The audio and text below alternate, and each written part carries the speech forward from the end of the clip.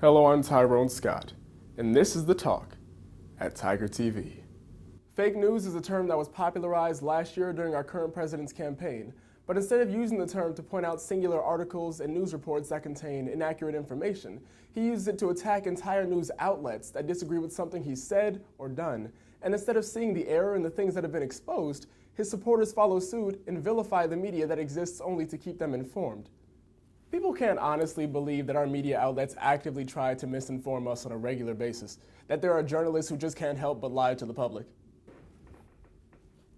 Cat stuck in a tree, are you kidding me? Easy, got it. Cat, tree, feline, oak. Boom. People have been consuming news for years from CNN, the New York Times, the Washington Post, and tons of others that have been labeled fake. And now, just because a sentient orange said so, we suddenly can't trust the word they say. Well, I don't know about you, but I'm more of an apple fella.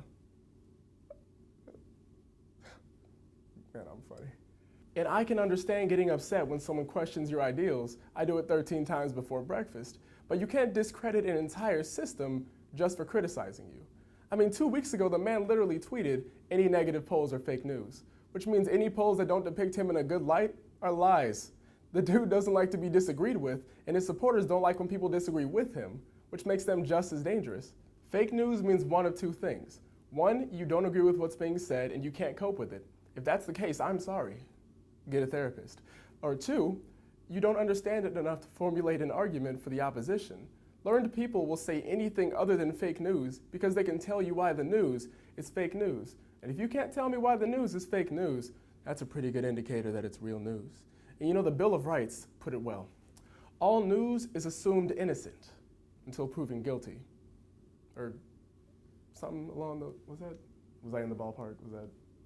The media exists to let us know exactly when, where, and how the government messes up and betrays our trust.